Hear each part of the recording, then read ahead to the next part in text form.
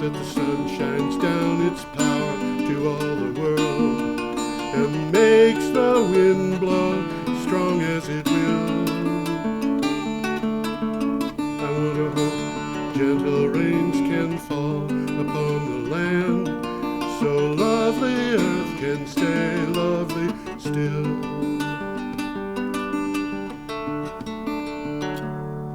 Hello, ladies and gentlemen. Welcome to the 405th edition of Energy Week. We're recording the show on the, what is today, Tom? It's the 11th of February, isn't it? Ah, there you go. It's the 11th, which means that we're starting. Fun, huh? Well, yeah, absolutely. We're starting the show with news from the 4th of February, which is a week ago today. And I should say I am George Harvey, and with me is the astonishing Tom Fennell. In the flesh. There you go. Okay. And we have a lot of fun on this show talking about things that are difficult, but nevertheless, they are sometimes fun, and it looks like things are moving in a positive direction, I think. I should start out by saying it looks like we have met our fundraising goals, which means that, yeah, isn't that nice? We will be permitted to stay on the air for another year. And thank you very much. Hallelujah. Thank you very much to several people who donated. The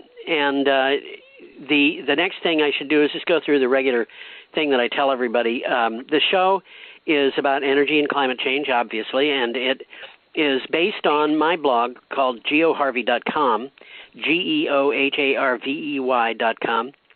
You can go there and find links to the articles that we're talking about by clicking on the date in the calendar that we say that the articles come from. You can also download files that give the same information, but just a couple of these articles are well worth checking out. Yeah, they are. One of them by, I'm trying to think of the guy's name, the Motley Fool. Oh, yeah, Motley Fool. That was a good one. That is a very good article. Yeah, Motley Fool, for anybody who doesn't know, is a stock market advising site and advice and analysis. And obviously they're calling themselves Motley Fool because they want anybody who takes them to court for leading them awry to have to say to a judge, I was following the professional advice of the Motley Fool. I don't think. Anyway, we have a lot of material. The first stuff that we've got comes from the 4th of February, and I think we should just start with that. We have a picture of Will Ferrell in a GM ad, which was put up for the Super Bowl. It's kind of a fun ad. It's a little bit wacky. It's a little bit wacky. Yes, it is a little bit wacky. Yeah. It is entitled, GM releases funny, fearless electric vehicle ad on Super Bowl Sunday. Yeah. This was in Clean Technica. It may seem like half of the country got sucked into some crazy fear-based cult, but GM envisions another America. It's funny, has fun friends, loves a challenge, loves the country to be the greatest. Clean Technica got a sneak peek at GM's 60-second EV ad for the Super Bowl. Now, of course, we did this we're talking about this in retrospect because the ad has already been aired. Super Bowl has happened. The Super Bowl has happened. And by the way, there's some very, very funny and instructive, in some cases, responses to this ad that come from children and universities and so forth in Norway. The whole thing is really worth looking at. And it's worth, usually we say you should go to this, click on the site. Take a look at the ad. It's funny. It's just worth looking at. 4th of February, but it's almost worthwhile to say if you really want to have some fun, go to youtube.com and look for the Will Ferrell GM ad because you'll find it really easily. You just do a search. But the other stuff that all comes up with that, a lot of it is fun, and it's about. If you really want to have fun, go to Norway. Yeah. That was the first country outside of America that I was visiting. Well, not counting Canada, but I went there with the Navy. To Norway. Oh, it was wonderful. Yeah, I can still remember the name of a girl that I met, Solveig Asplund. If she's listening, a friend of mine married a girl that he met in Norway. Huh? One of my shipmates married a girl that he met in Norway. Well, I envy him. There's some nice people from Norway. Anyway, we should go on to our next. Well, there's a quick takeaway from this one. It says today, and this is the point of it all, over half the vehicles sold in Norway are electric. Actually, it's over 80% a lot of the time now on a monthly basis. Well, the article said half. Yeah, I know. EVs made up less than 4% of the market share here in the United States. Yes, the Norwegians are way out ahead of us when it comes to adopting EVs. And by the way, almost 100% of the electricity in Norway comes from renewable energy. Well, they got a lot of hydro, and have had a lot of hydro for a long time. They have. They were almost 100% when they decided to get to 100%. There are other countries that have more. And you know, we every once in a while we mention Paraguay, which gets about 1,000%. Yep. That's all hydro too. Yeah, they get about 1,000% of their energy from hydro, and the excess is all sold. They make a lot of money on that. So. The article also raises a question: how do you get down off a delivery van? The answer is you don't. You get down off a duck. Oh, man. Okay. Should we go on to the next one, Tom? Yeah, we got a picture of an interesting machine here. Yeah, this looks like something out of Star Wars, doesn't it? Well, let me tell you, if you look closely, you see the men in that machine, and they're tiny. That's a very large machine. That's a rather large machine. It, as I said, reminds me of something you might see in Star Wars.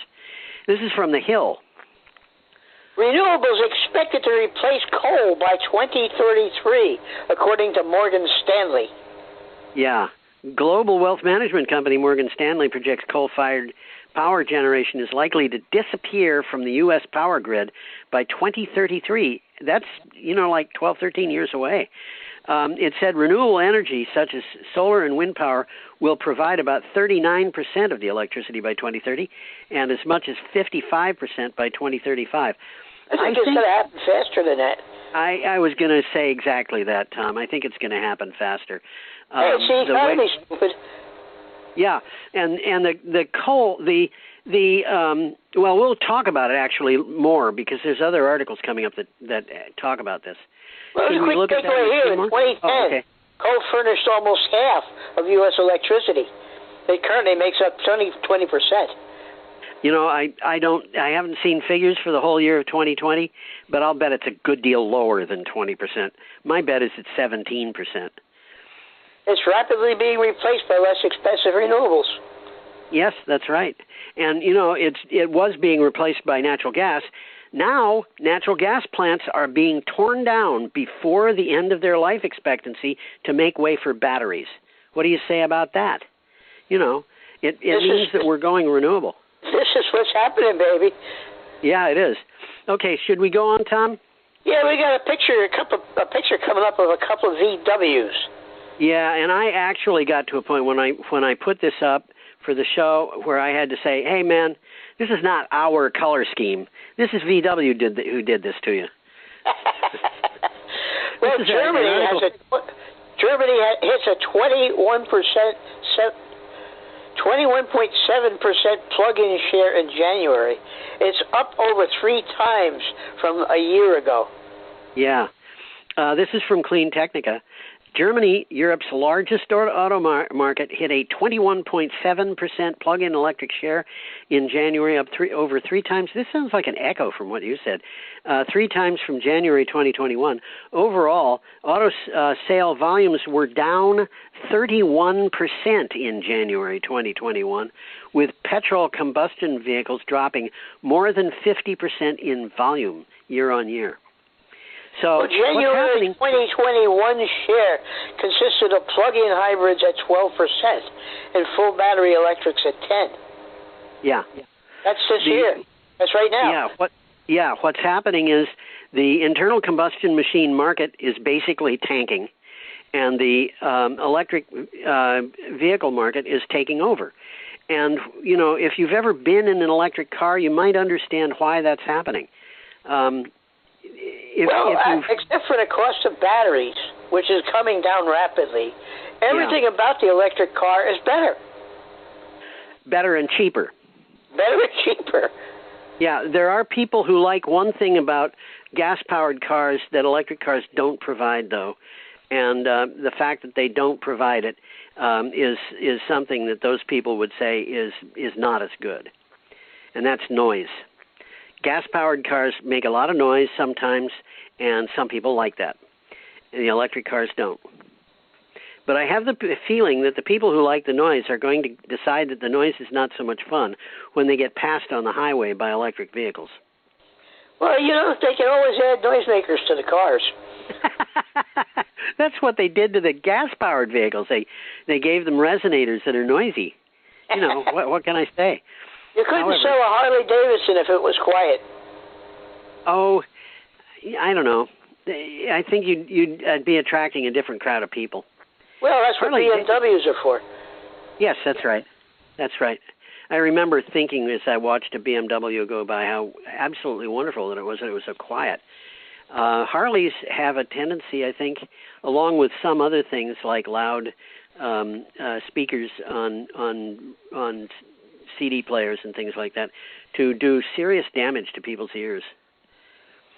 But that's true.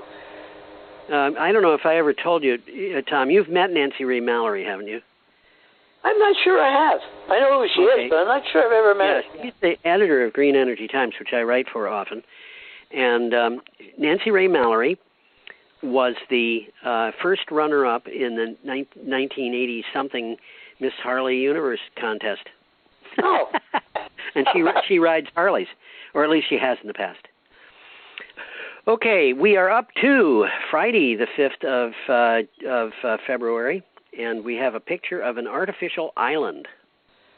That's an interesting place. I was looking at that picture. There's a park in it. Yes, that's right. And it's funny because I went through a whole bunch of articles about this particular place and finally chose the Renews article because none of them was any better than it, but it's pretty clear about the way it was written. The artificial islands that they show in these things all look very different. They do, huh? That looks like a pleasant place to live, actually. Yeah, it does. It's. I can think of worse. I can definitely think of worse. Yes, absolutely. Like downtown Brattleboro. What? Like downtown Brattleboro. I like downtown Brattleboro. I'm only kidding. I do too. I know. Yeah. Okay. Well, let's move on here and talk about Denmark, which gives a nod to offshore energy hub. Yeah, Denmark has reached a landmark agreement on the construction of an energy hub in the North Sea. It will further integrate European grids with more offshore wind that are plants that are planned in nearby waters. The energy hub will be an artificially constructed island 80 kilometers off the coast of Jutland, or Jutland. Jutland, yeah. Jutland. The 30-acre energy hub will be the largest construction project in Danish history. Yeah, I believe that. What they're doing here is they're instead of building a wind farm and connecting it to land, building another wind farm and connecting it to land, building another wind farm and connecting it to land, they're building an island with a huge connection to land. And then the wind farm connect to the island. The island. And the island has a whole bunch of big advantages, not the least of which is that the ships that go out to service the wind turbines, because those turbines have to be serviced fairly fast. Yeah, they do. More than you think. Yeah, those ships are able to take harbor here, so they can have their, who knows, that greenery you see there might turn out to be lettuce that is grown to provide the ships with food. Possible. It looks like the island has at least the potential for storage on it. Yes, absolutely. And the storage can include, those ships are going to wind up being electric, and the energy hub island is going to be able to repower them. So yeah, filling station. It's a filling station for electric powered ships. That's right. Well, let's move along here. We'll see our Vermont people here. we see a Vermont person and a New York person. Yeah, that's right. She's from New York. That's Bernie right. Sanders, in case you don't recognize him. Yeah. And it says that Sanders and Ocasio-Cortez, is the woman, unveil a bill pushing Biden to declare a national climate emergency. Yes. And the reasoning is because we are out of time. Yeah, absolutely. This is from CNN. 3 progressive lawmakers, and you're seeing 2 of them there, introduced legislation that would require President Joe Biden to declare a national climate emergency, arguing that the U.S. is, quote, out of time and excuses, end quote, to deal with the climate crisis. This is actually kind of important because if there's an actual emergency, it means that the president can operate on an emergency basis. He's got more powers. Yeah, and as a matter of fact, if things got really bad, and they're going to get bad if somebody doesn't do something about it, the president of the United States might wind up having wartime powers. They could declare war literally by law on the climate emergency, and if that happens, the President of the United States and the federal government could just say, I'm sorry, nobody is allowed to make internal combustion machines anymore. And well, from the article says he would be able to, quote, redirect military funds to build clean energy systems, marshal private industry for clean technology manufacturing, generate high-quality jobs, and finally put an end to dangerous crude oil exports. So they give him a lot of power. Yeah, people don't realize, younger people, Tom, you were born during the Second World War, weren't you? Before it. Before it. So you remember parts of it? Well, vaguely. I was 4 or 5, you know. I knew a war was going on, but I didn't know what a war was. Yeah, I was born immediately after the war. But even I, as a young kid, knew about the things that were going on in the war. For example, you could not buy a new car. It was just not possible to buy a new car. As a matter of fact, there was basically in effect a law that said that a car dealer could not sell a new car to a private individual, even if it had already been manufactured. Wow. The rules on the amounts of what is it when they give you a coupon for getting stuff? What's the word? Restriction. I can't think of it. Okay, well, they had coupons so that people would only be allowed to buy a certain amount of sugar or meat or whatever. Well, I remember that. My father had a sticker on his windshield. It was the letter A, and it only meant he could buy gas on certain days of the week. Yeah. But in one of the things that people don't remember today is that in those days you were not allowed as a family at one address, you were not allowed to have more than 5 tires. Okay. So basically, if you had a car, you had 4 tires and a spare, and if you had 2 cars and you wanted to keep one of them, you'd have to take the tires off and turn them in, because you were not allowed to have 5 tires, more than 5 tires. We're not talking about loose tires. We're talking about tires on the car. That's right. Wow. And it was the government needed rubber for the war effort, and it didn't want people to be sitting on piles of tires, Absolutely. when they could be used. And I remember when I was in grade school, people talking about turning in brass and bronze and copper and all kinds of metals that were going into the war effort. We did stuff. I remember my mother bringing the meat scrap back to the butcher. Yes. Yeah, we resell them. Yeah. I don't think we're going to go to those times, but the point here is we're getting to a point where we have to do things with climate change, and they're giving. They want to give the President of the United States considerably more power than he has had in that respect. And I don't think that means that we're going to have families with 5 tires, but that's basically what's underlying this. Do you have more on that, Tom? No, let's move on. We got an interesting article coming up. Yes. Posidonia, the Mediterranean super plant. This is very interesting. It was a very interesting article, and there's one thing that I'm going to read here that I thought was astonishing. This is from the BBC.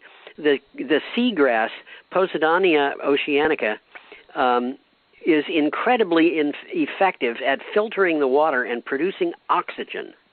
In fact, 1 square meter of Posidonia produces as much oxygen as 1 hectare, which is 10,000 square meters of Amazon rainforest. Despite attempts to protect it, Posidonia is in grave threat of disappearing in a few decades. Now, the thing that's important about it took me a long time, Tom, to figure out why this was so effective compared to the Amazon rainforest. And what's happening in the rainforest is those trees are respirating. They're taking in oxygen and they're putting out oxygen. They're doing both. This stuff basically is not building wood. It's not building roots that go deep underground. It's not building, a bunch of stuff. But the thing that's important is making that oxygen means that it's oxygenating the water for the fish that live around it. Okay. And that is important. That's really important. It's not. So for those watching this on the West Coast, a hectare is 2.5 acres. Yeah. West Coast. On the West Coast. I'm only kidding. Is it only 2.5 acres on the West Coast, Tom? I think so. Okay. You want to move on? Well, let's see. This is a good article to look up because this guy, Manuel San Felix, is a good guy. Yes. He's dedicated his life to saving this seagrass, which he calls sea lungs.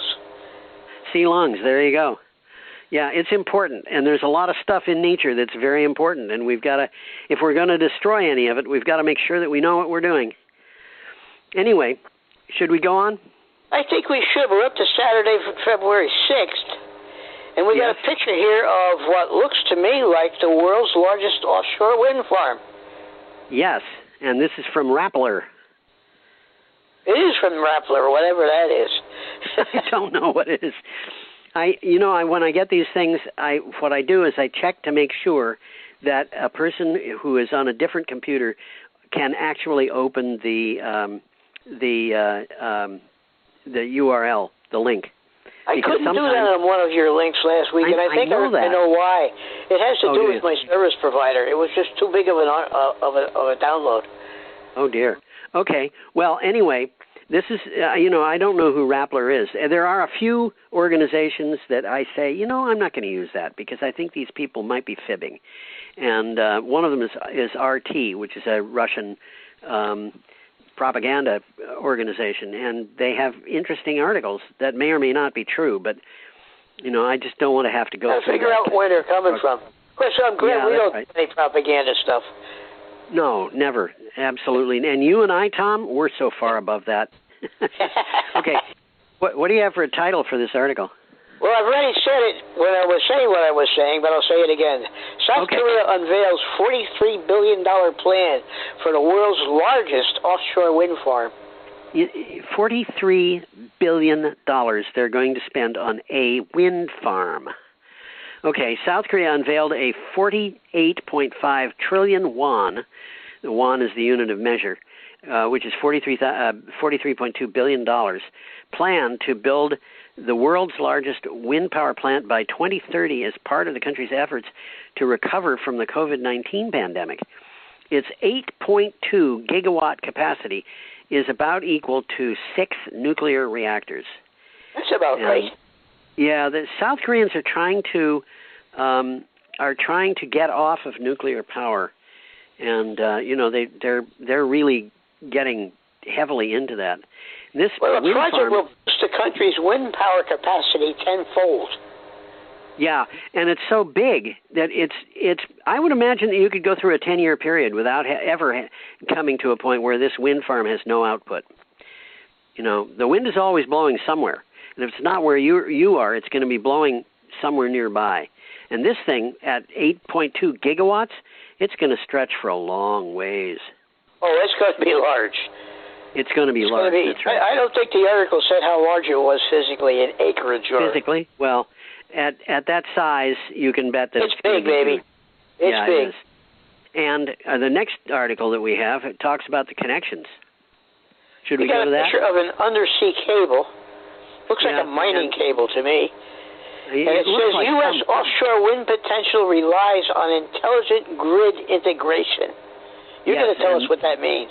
Yeah, I will try to. That picture, by the way, I don't think you'd ever see a cable that is terminated like that underwater. Those I don't three think things. You would either. No, those things. The water gets into the cable that way. You don't want that to happen. Yes, that's right. Those cables, that cable could probably be 8 or 10 inches across. That's going to be extremely big. Has to be big. I was very interested in the floats they had. So this floating turbine could go up and down in the water, and it would not be dragging the cables all over the place on the ocean floor while it was doing that. I just thought that was really interesting. This is from Clean Technica. And the synopsis says the National Renewable Energy Laboratory is planning for technologies and strategies needed to integrate the offshore wind installations coming into the grid. Its success with integration is steering efforts to deliver power efficiently and affordably from offshore wind farms. Well, the article's implying that they got a lot of work to do.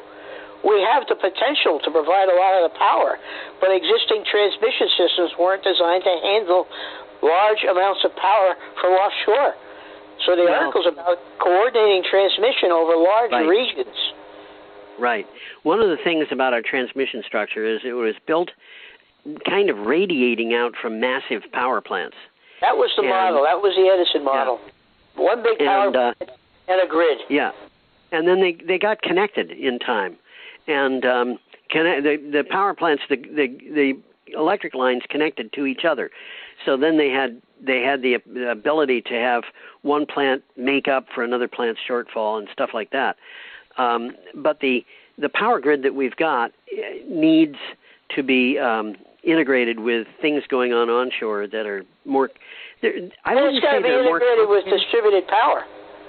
Yeah, and it's not going to be coming from one big station anymore, but from a lot. That's right. Eventually it's going to come from like everybody's rooftop.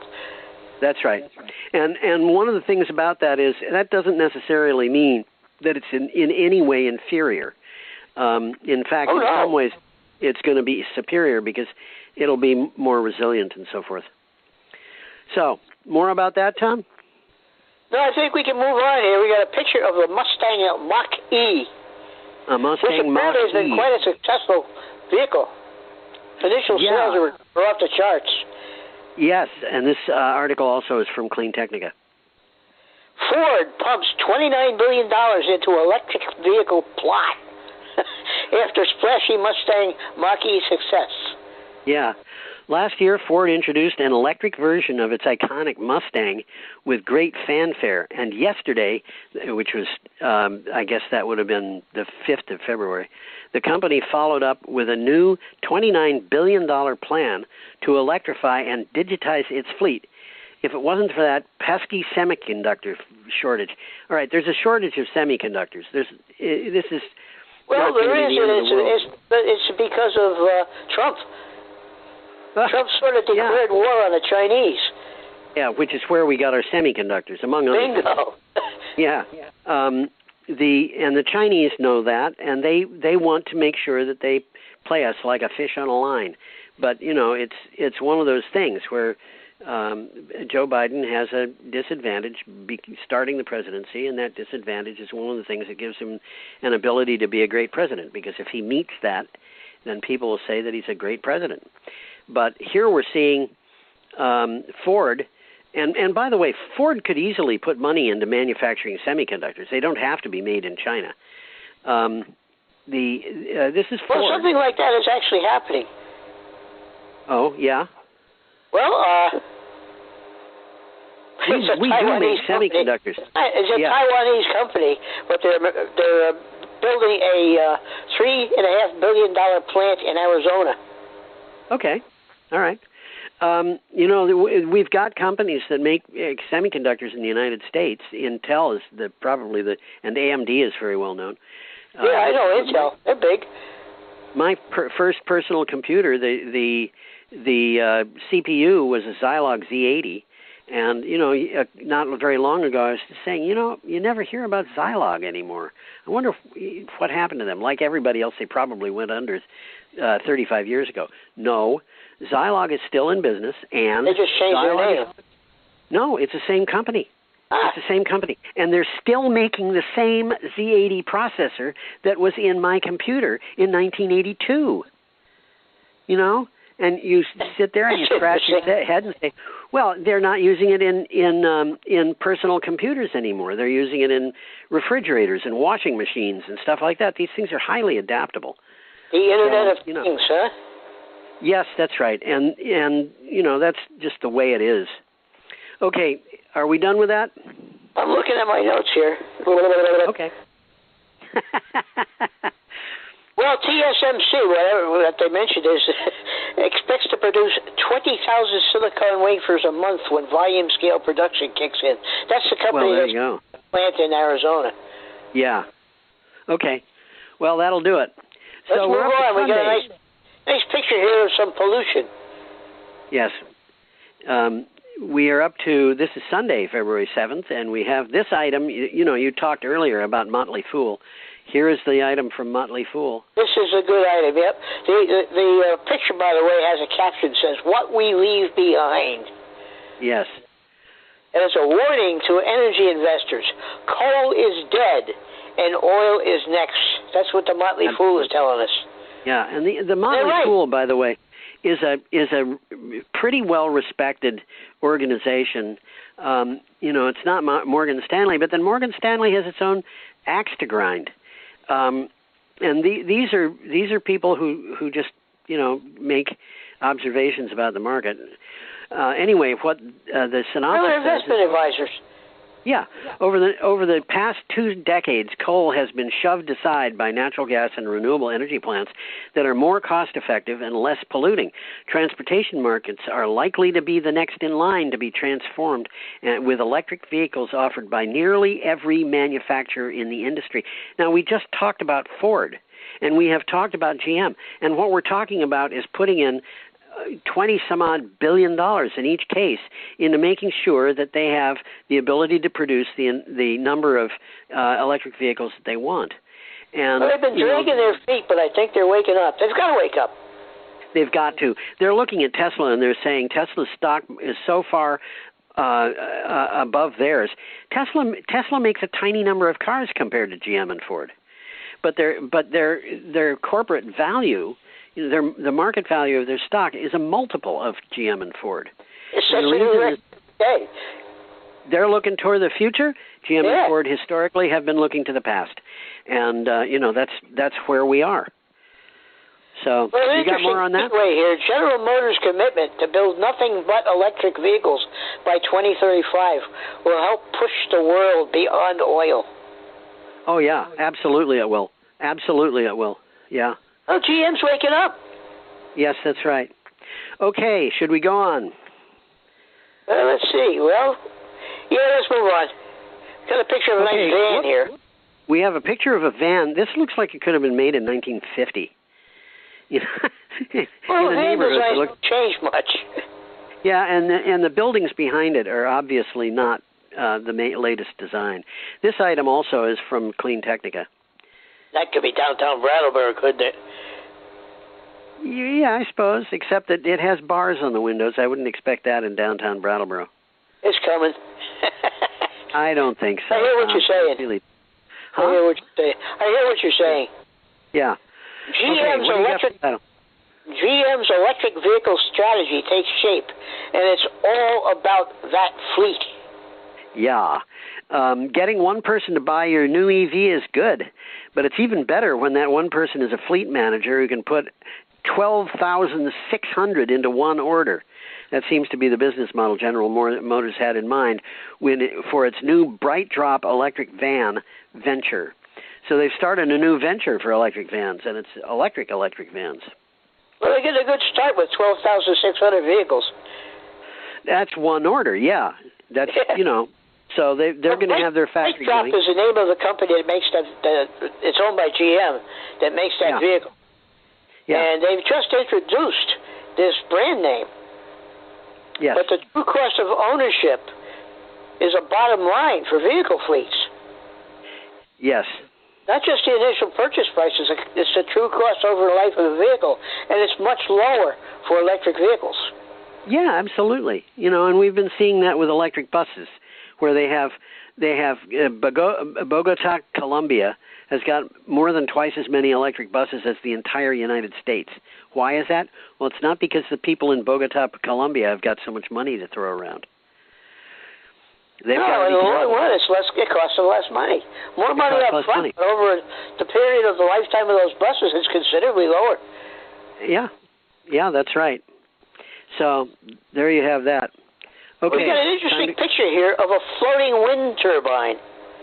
A floating wind turbine. Who'd have thunk, huh? Who'd have thunk, yeah.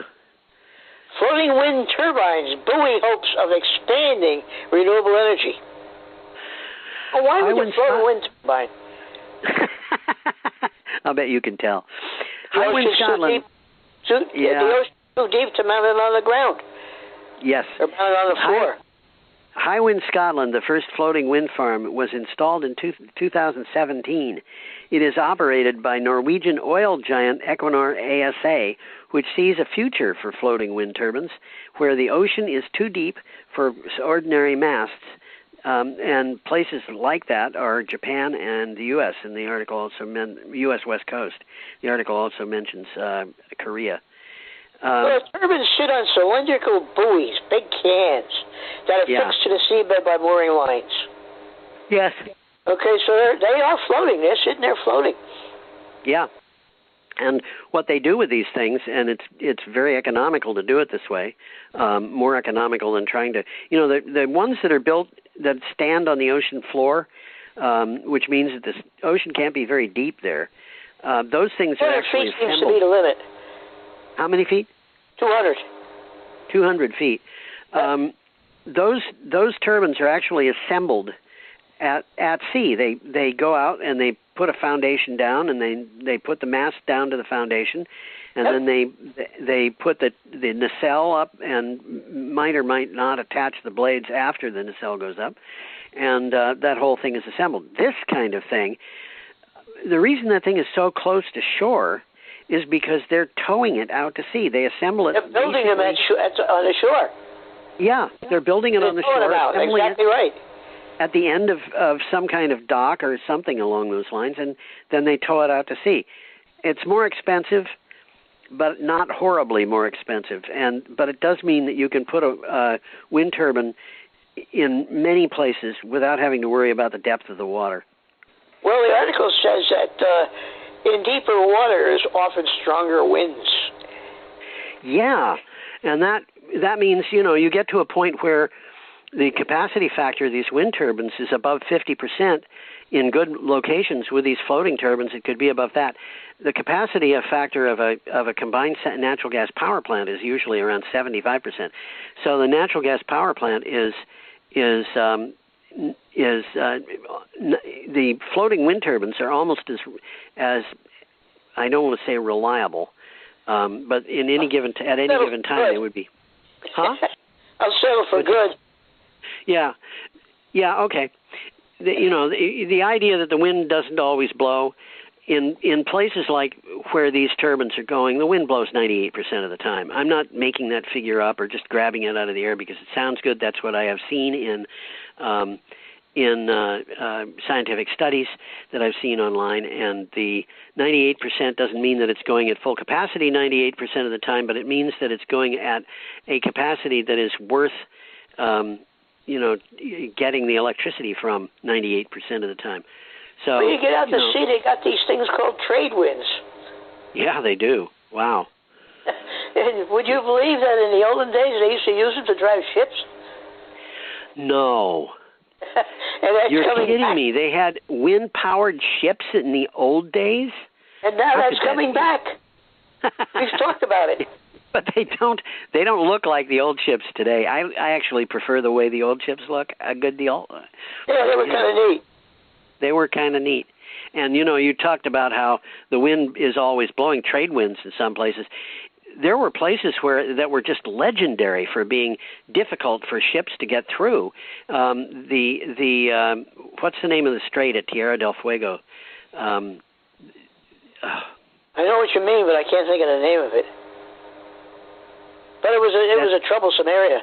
Yeah, that's Cape Horn. I forget. The Straits of Magellan. Straits of Magellan, right. You could get down there and the wind would just be blowing against you all the time. And, there's other places, like in the Aleutian Islands, they say that the Aleutians are the only place on Earth, or one of the very few places on Earth, where you can have a combination of high winds and fog that go on for weeks on end. Sounds like fun. Yeah, I wonder what they could do with wind turbines in the Aleutians. We should probably continue on our way. Whoops. Well, we got Monday, February 8th. We're up to Monday already. And we got a nice picture of wind turbine blades. These are wind blades, yes, and this is Powering Engineering International. What do you have for a title for the article, Tom?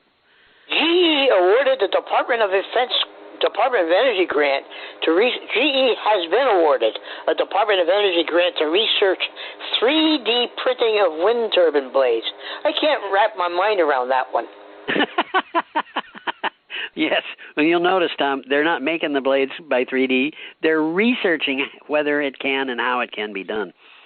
3 General Electric businesses are working in the field of renewable energy, or that are working with renewable energy. GE Research, GE Renewable Energy, and LM Windpower were recently selected by the U.S. DOE to research and design and I'm doing a bad job, and manufacture of 3D printed wind turbine blades. And I read that article several times, and I'm still trying to figure out what they're really trying to do. Well, you know what 3D printing is. Not very well. Okay, basically, if you think of, you've seen people make wedding cakes, right? It may be in movies only, but you've seen them. And they have these things that are tubes that have little nozzles, and they can decorate the cake with them. Okay. You know the things that I mean. So now they can make cake with them. Right. Now what they're doing is they're using something that builds up things in exactly the same way to make all kinds of things. And since they can make these things with instead of having, a tube that's a quarter of inch across to make little flowers on the top of a cake, they can make them using all kinds of materials ranging from plastics to liquid metals that are extremely hot. Metals, yeah. Or they can use them for making things that are extremely fine to things that are really big, and they're making parts of nuclear power plants out of these things. Now they're talking about these wind turbine blades. The wind turbine blades have to be made out of something, and that something is going to be these things are not easy to make, and what they're looking at is the idea of, can you automate this so you don't have to have that's automate is a key word there, right? Yeah, that's right. Okay, let's go on unless you've got more. No, we got a picture coming up of a perovskite cell. Yeah, and it's not very impressive. This is from Clean Energy. What? It doesn't look very impressive, but it actually is very impressive. It's pretty impressive. What do you got for a title? $4 billion U.S. oil company banks on a perovskite solar cell of the future. Hunt Consolidated is part of a $4 billion oil and gas empire and one of the largest privately held firms in the United States. Despite its oil industry connections, Hunt has been working for years on a perovskite solar cell venture. Now it looks like all that hard work is about to pay off. The thing about these cells is that they are extremely cheap to manufacture, and they don't require some of the difficult materials that the expensive materials. Talk about that. The problem is that they fall apart. Chemically they don't last very long, and the reason for that is because of exposure. Even the tiniest exposure gets and it's kind of too much for these things. Well, they're working on trying to solve that. And that being solved, they say these solar cells have the potential to drive down the cost of solar power much faster and farther than anything else on the market today. Yes, the price of solar power has gone from like $79,000 a watt down to about $25 a watt or something like that, or I'm sorry, 25 cents a watt, and they're saying, oh, we can drive it down farther.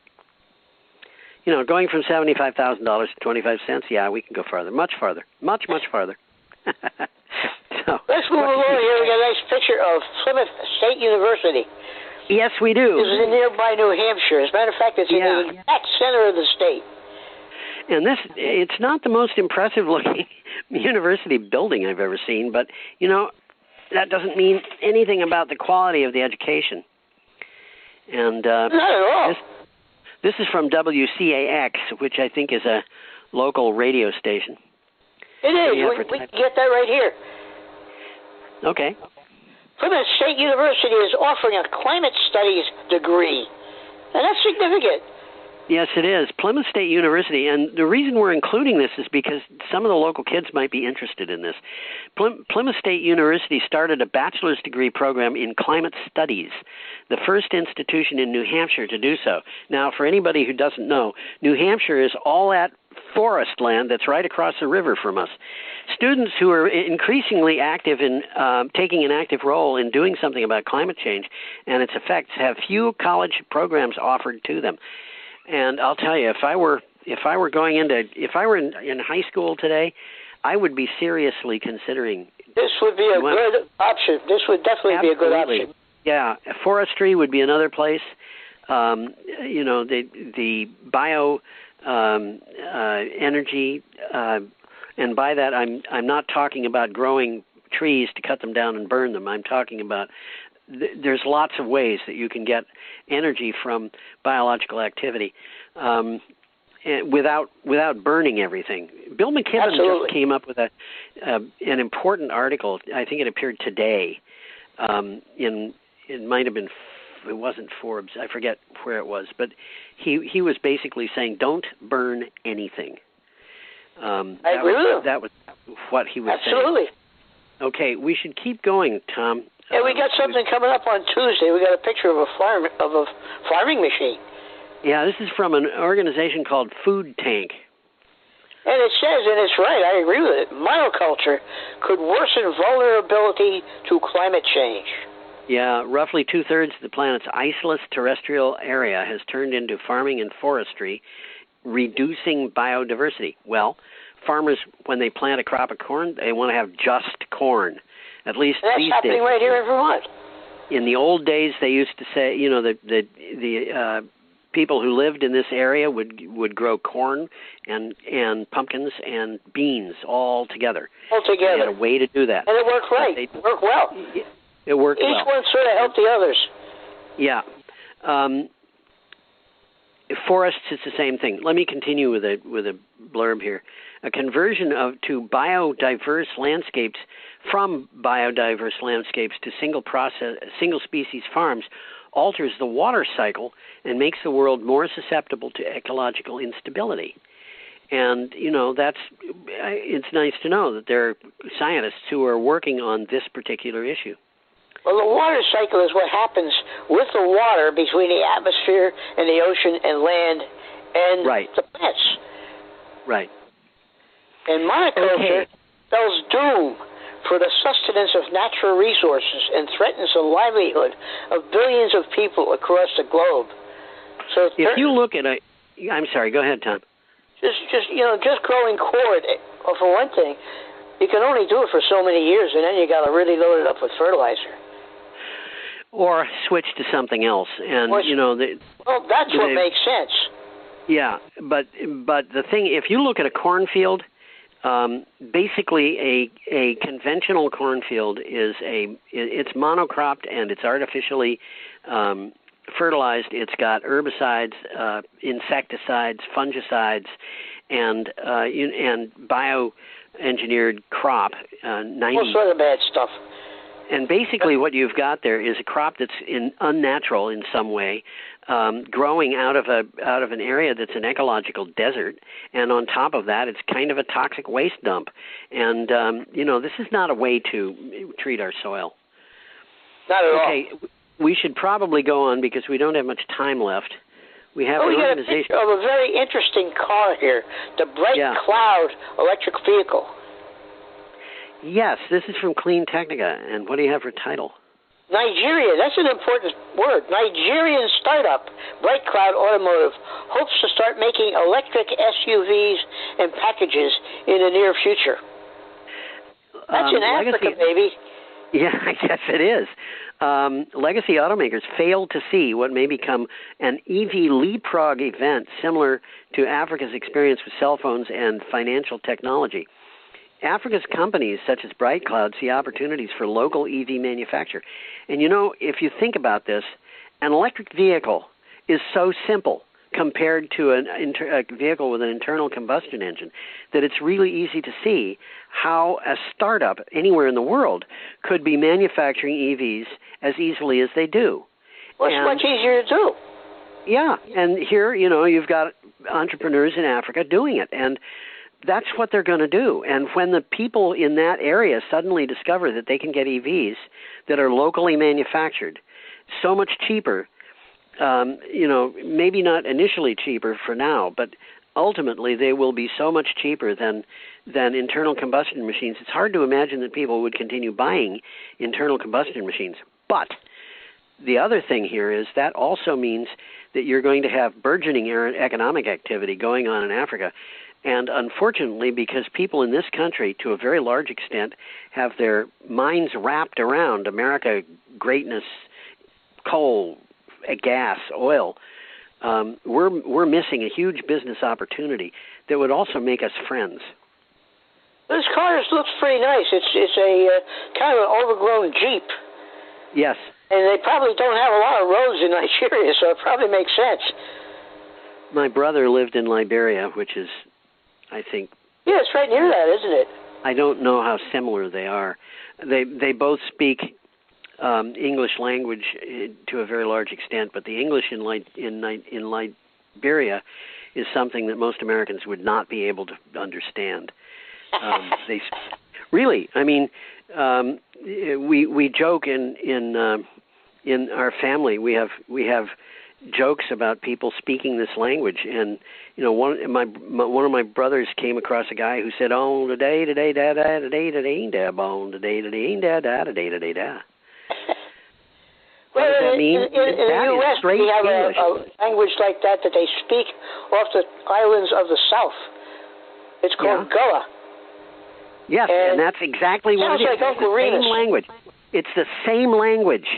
My brother heard that in South Carolina. My other brother, who's from Liberia, said that's what they say in Liberia. It's exactly the same.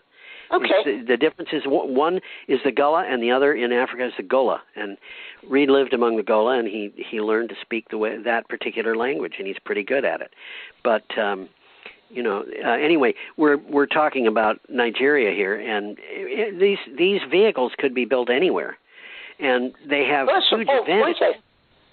What's that? That's the whole point.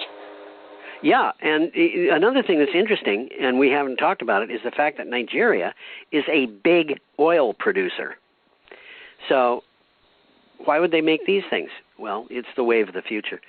Tom, we've got 4 articles, and let's start moving. About 0 minutes. So this is the last article from Tuesday, the 9th of February. We have a picture of the Himalayas. There we go. And an article from the Weather Channel. Sensitive Himalayan glaciers and the impact of their rapid shrinkage due to climate change. Melting glaciers increase the risk of runoffs and floods, as we recently saw with a glacial disaster in Uttarakhand that claimed 26 lives and displaced many people. There are 197 people still reported missing. That was at the time of this report, and rescue operations are still underway. The side of a mountain basically just collapsed, and they're not sure exactly why, but these glaciers are all melting, and as they do, mountainsides are collapsing. So there's a connection to climate change. Just look at that picture. Oh my God! And there's other things happening besides floods and stuff like that.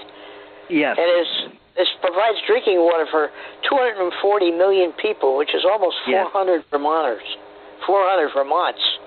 Yes, yeah. And those people are in India, and they're in Bangladesh, and they're in, Nepal. South Asia. Tibet. Yeah, basically a lot of people in South Asia. Okay, we're up to Wednesday, February 10th, and we have, we have an item here from, where's it from? It's from CNN. Fossil fuel air pollution causes almost 1 in 5 deaths globally each year. And we've talked about this several times. Yeah, this is just another of those studies. Environmental Research published a study by researchers from Harvard University in collaboration with 3 British universities that found exposure to particulate matter from fossil fuel emissions accounted for 18% of all worldwide deaths in 2018. This stuff is killing people faster than COVID-19 is. Wow. It's not getting the headline. Yeah, and actually, if you think about it, this pollution makes people die more easily from COVID-19. It makes people more susceptible. That's correct. But the article did say that. Yeah, okay. We should keep going, Tom. We're over. Then we got a picture of a Citroen EC4, which you cannot buy in this country. 180 million pounds in London congestion charges and fines in 1 year. Yes. That's a lot of money. It is. Data obtained from Transport for London shows UK motorists were fined £130 million in fines for failing to pay the London congestion charge after they went to the city in non-electric cars over a 12-month period, and another £52 million in fees. The takeaway, get an EV. Absolutely, because they're not charging EVs anything. Yeah, this London congestion charge in itself is $20 every day. And you can buy passes and stuff like that. But what's happening is they got hidden cameras all over the city. And if they catch your license plate and you didn't pay the fee, they hit you with a substantial fine. It's like $2,000. Yeah, and that's not what you want to do. Okay, our last item is now coming up, and it's from BBC News, and it's about green buildings. And a nice picture of a green building, and it's about Hong Kong, the city of sustainable skyscrapers. I can't even say it. Skyscrapers. There you go. Hong Kong's 42,000 buildings include about 8,000 high-rises, of which more than 1,500 are skyscrapers exceeding 100 meters, which is 328 feet in height. They consume up to 90% of the city's electricity and contribute to 60% of the city's greenhouse gas emissions. Now, Hong Kong is aiming for net zero emissions by 2050. This is a long, interesting article. It's worth reading. It is. And Hong Kong now has more skyscrapers than New York. Yeah, absolutely. It's got more skyscrapers than any other city in the world. You know, it does that. As a matter of fact, you're right. Very little land. It's kind of like Manhattan, which doesn't have a lot of land, but it has a lot of people. And Hong Kong has very little land and a lot of people, and so they build tall buildings to make up for that. And if you look at that picture, you'll see that the building itself has got greenery growing everywhere except windows. So, you know. Anyway, are at the... What they're doing is they're working on their skyscrapers, trying to make them more efficient. They're generating wind-powered electricity, and they're building parks around them and stuff like that. They're doing some innovative stuff. Yes, they are. Okay, we're up to the end, Tom. I think we're done advising finished. Everybody. What? I think we're done finished. Oh, we got finished. Okay. So we're advising everybody to have a perfectly lovely week. Tom and I think I can speak for Tom as well as myself, are at this very moment waving goodbye. And we hope you come by. We hope you come by next time. Bye. Adios.